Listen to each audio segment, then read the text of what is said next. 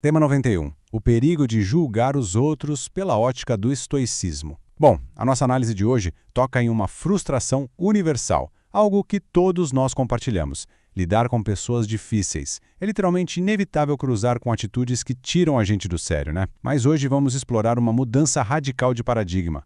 A ideia aqui não é focar em como mudar essas pessoas, mas sim em como blindar a nossa própria paz de espírito.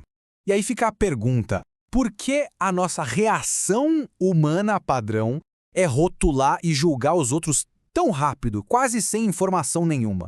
Pensa bem, quando o motorista corta a nossa frente no trânsito, ou quando tem crianças fazendo a maior bagunça num lugar público, a nossa mente dispara e já cria um veredito na hora. A gente assume o papel de juiz rapidinho. Mas de onde vem esse reflexo? E mais importante ainda, qual é o preço real que a gente paga por ele? O que nos leva à seção 1, o reflexo de julgar, ou seja, o nosso hábito de julgar os outros instantaneamente. Vamos entender agora o porquê desse impulso automático existir e como ele acaba criando uma verdadeira avalanche de testes sociais no nosso dia a dia. O material que estamos analisando é super direto ao listar as várias formas como somos testados diariamente. As pessoas mentem na nossa cara, insultam, ferem nossos sentimentos, enganam, roubam, irritam. A lista é grande. E como fazemos parte de uma sociedade, essas interações são absolutamente inevitáveis. Só que o problema é que elas costumam provocar os nossos reflexos mais imediatos e negativos. É muito fácil deixar a raiva tomar o volante. É aqui que entra o pensamento estoico, oferecendo uma base excelente para a gente lidar com isso. É uma estrutura filosófica milenar, claro, mas que se encaixa como uma luva nas frustrações modernas. O grande pulo do gato aqui é mudar a perspectiva. Em vez de ver esses aborrecimentos como ataques externos contra a gente, passamos a enxergar como testes internos da nossa própria resiliência e do nosso caráter. Seção 2. O custo da nossa paz. Entender esses testes exige que a gente encare o verdadeiro preço de ficar julgando os outros, um hábito que custa caro demais para a nossa tranquilidade. E esse ponto crucial é resumido perfeitamente nessa sabedoria do imperador Marco Aurélio. Olha só, se nos afligimos com qualquer coisa externa, não é a coisa em si que nos perturba, mas o nosso próprio julgamento sobre ela. Ou seja, se alguém nos ofende, não é a atitude da pessoa que destrói a nossa paz, é a nossa própria opinião sobre o que aconteceu. Os nossos julgamentos alimentam emoções negativas que causam um estrago muito maior do que a ofensa em si. O dano real, no fim das contas, vem de dentro. Mas como a nossa mente funciona na prática, segundo os estoicos? Basicamente, vem o estímulo e ele logo gera uma primeira impressão. O caminho mais fácil, o nosso padrão, é sermos arrastados por essa impressão e explodirmos emocionalmente. A estratégia estoica, por outro lado, é dar aquele passo atrás, é criar, de propósito, um espaço entre o estímulo e a nossa resposta. É meio que colocar a nossa reação instintiva no modo de espera, sabe? Porque o verdadeiro perigo não é o insulto. O perigo real, e isso é um absurdo se a gente parar para pensar, é entregar as chaves do nosso estado emocional na mão de terceiros.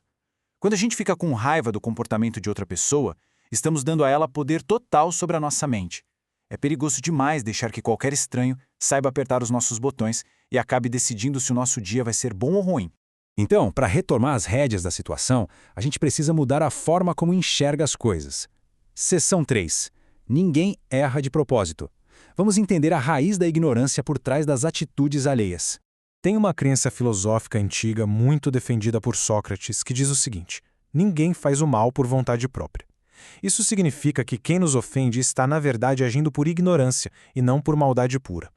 Na cabeça dessas pessoas, elas acreditam genuinamente que estão fazendo a coisa certa para a situação delas.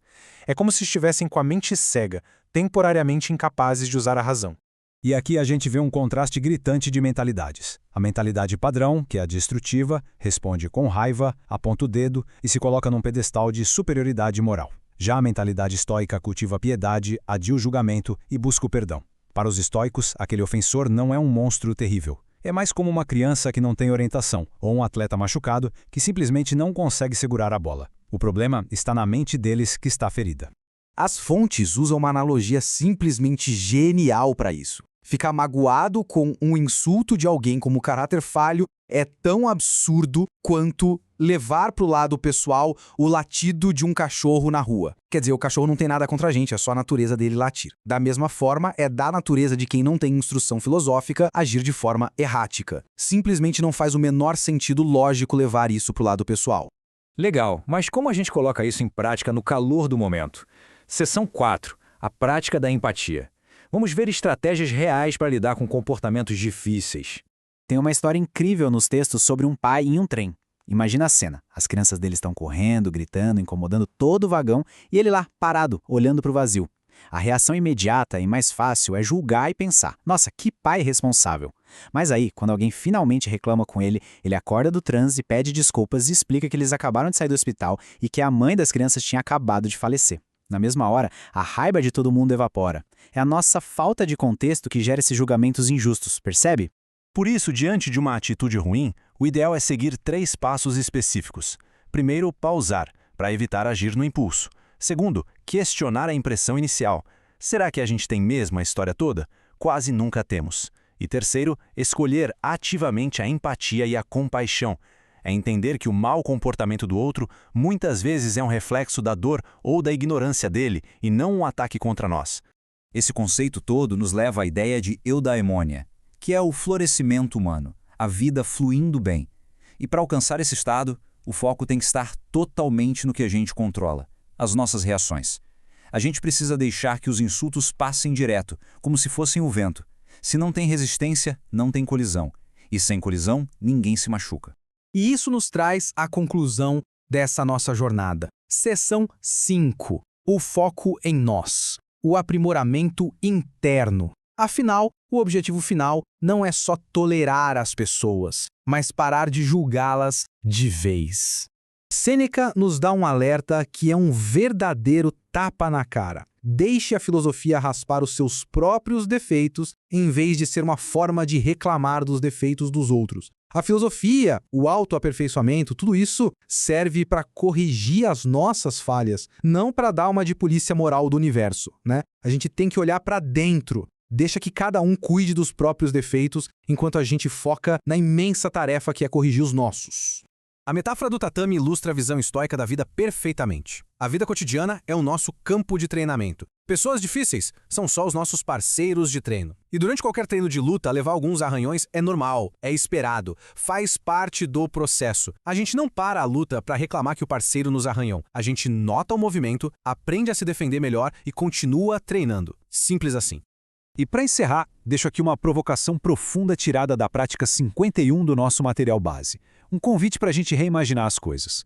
Imagina só, como seria o mundo se todo mundo simplesmente parasse de fazer julgamentos precipitados sobre os outros e usasse toda essa energia unicamente para melhorar o próprio caráter?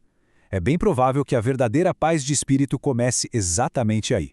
Fica a reflexão para a gente continuar evoluindo no nosso treino de todo dia.